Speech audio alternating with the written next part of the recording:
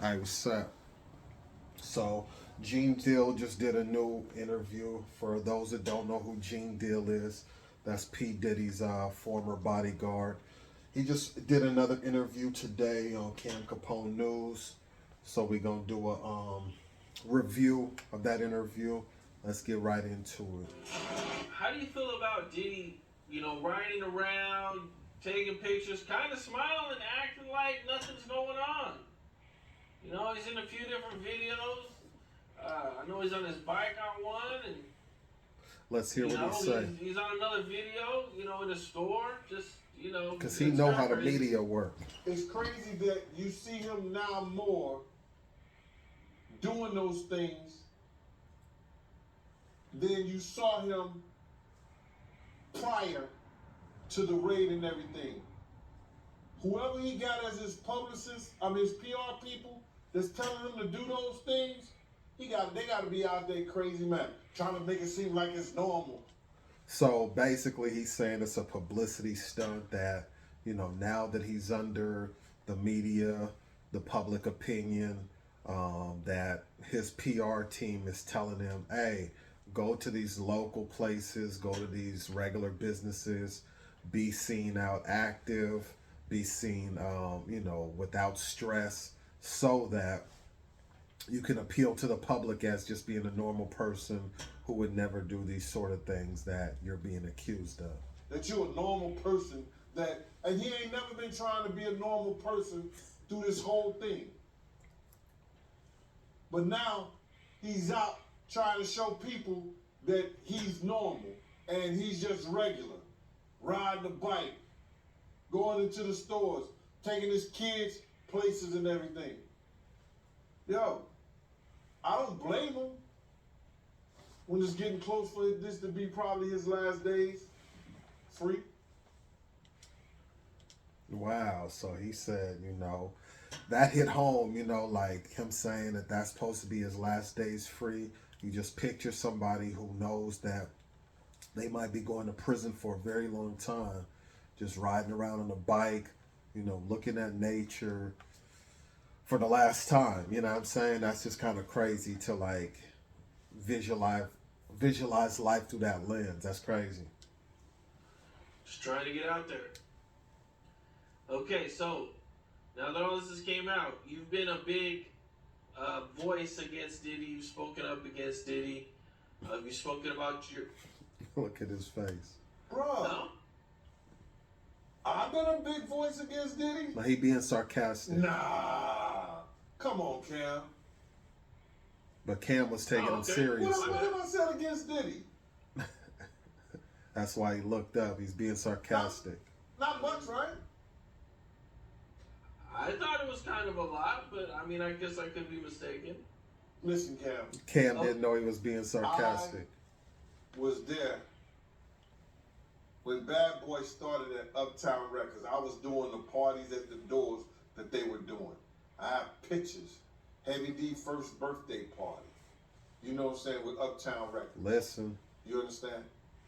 Diddy was brought over and he became part of our crew the same game.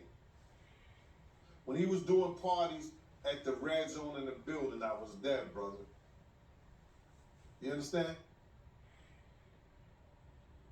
I never had nothing against Sean, John, Combs, Puffy, Daddy's House, Puff Daddy, He named all the names. or Diddy. When dude became Brother Love, and he started thinking that he could talk to people, moms, any kind of way. When he could treat people who loved him and gave money out their pocket once he was doing bad with the city college shit.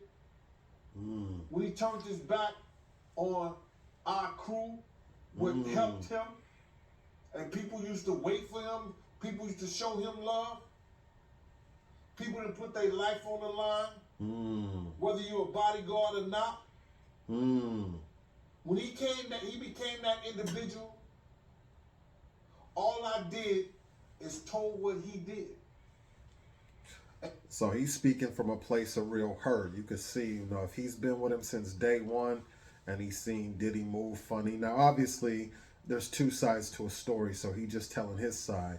But if he's saying that he felt like Diddy was talking to people's moms wrong, or that he abandoned their crew, then, you know, he has a personal vendetta or personal hurt or personal gripe with Diddy. Doesn't really mean he should be coming on all these public platforms, but my whole motto is, if there's kids involved, if there's women involved, if there's obviously children involved, which are younger than kids, or, you know, teenagers or underage people, then by all means, as a citizen or a civilian, he should be able to speak his piece, and, you know, exonerate himself. You know, if you were a bodyguard and people were coming at you saying, why didn't you stop this, prevent this, change this over, whatever, you know, as long as he probably wasn't involved with any kid trafficking or sex trafficking, he's cool. But he still would like to clear his name, clear his conscience, especially with the Biggie Small situation, which has nothing to do with this ongoing investigation. But he had mentioned before that he was around Big a lot. So he's just really trying to clear his conscience with a lot of stuff that he went through being loyal to Diddy. And if that's been a voice against him, say hello to the bad guy. Okay, for sure. I hear you, bro. I hear you. So now, the feds have probably talked to Cassie and probably talked to a lot of other people. The feds come knocking on your door. What do you say? Why would they? Well, you've been online speaking about your experiences with them. Right? But why would they come knocking on my door? They don't have to come knocking on my door. You know what they do? They'll give me a phone call. We want to see you in our office. Same thing. Same thing. Knock on the door. I'll get me a lawyer, and I'll go to their office.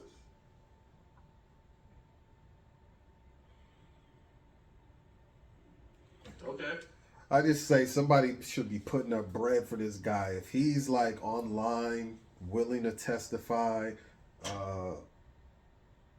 making statements that he's willing to testify or whatever, I'm surprised they haven't offered him some money in the back end or something like that, you know. But I don't know what happened with him and Diddy, but if he's saying if anybody comes and talks to him, he's singing like a canary, then...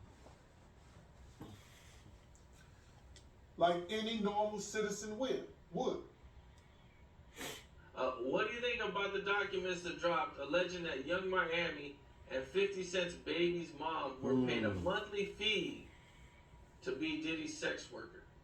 Well, I know they said that, and Young Miami had mentioned at one time that Diddy was cutting her pay, because I think she was probably getting like $250,000 a month or something like that. Right. But if you look at the history of Cassie, Cassie was paid for 10 years up to, I think, like $2.5 million. So she was getting $250,000 a year. For what? They said that she was an artist developer or something like that, but I don't know in those 10 years any artists that she developed. What happens is that the IRS is going to see what money was being paid out. That's why the IRS went to everybody who was doing business deals with them, that he was doing business deal, and asked for the paperwork, the paper trail. So they're going to see where his money was coming from, where his money was going to, and who was getting it for what reasons. And if they were getting money for allegedly being sex workers for them, that's what you call sex trafficking. And tax, like, they'll probably try to, you know, say that that's tax evasion too. So let's finish up strong real quick. It's only got about a few seconds left, 20 seconds. So this could be a problem. Big time. But they'd have to prove it. Yes, sir. What's up? This is Camp. Yeah, so basically, that's Gene Deal's new take on the situation. He mentioned Young Miami. He mentioned 50 Cent's baby's mom. And you know, it's just alleged that they were working for Diddy, in cahoots with Diddy. You know, there's a lot of stuff going on right now, a lot of stuff to unpack. Definitely hit that subscribe button, hit that share button, hit that notification bell. Definitely go check out my new film on Tubi. It's called This Cat Has 9 Lives, The Urban Myth of Bugsy Licks. Go check out my other new short film on Roku. It's called The Perfect Song. That's on the Fossum app. It's awesome, spelled with an F. And definitely go stream all my music on all streaming platforms under the name Bugsy Licks. As far as Diddy's concerned, I like to listen to people that know the industry, know how everything works. I check out Jaguar Wright. Make sure you check out my last video about the new interview Jaguar Wright just did, and this interview of Gene Deal. These are people in the inner circle. They know the music industry. They've been around the music industry for quite a long time.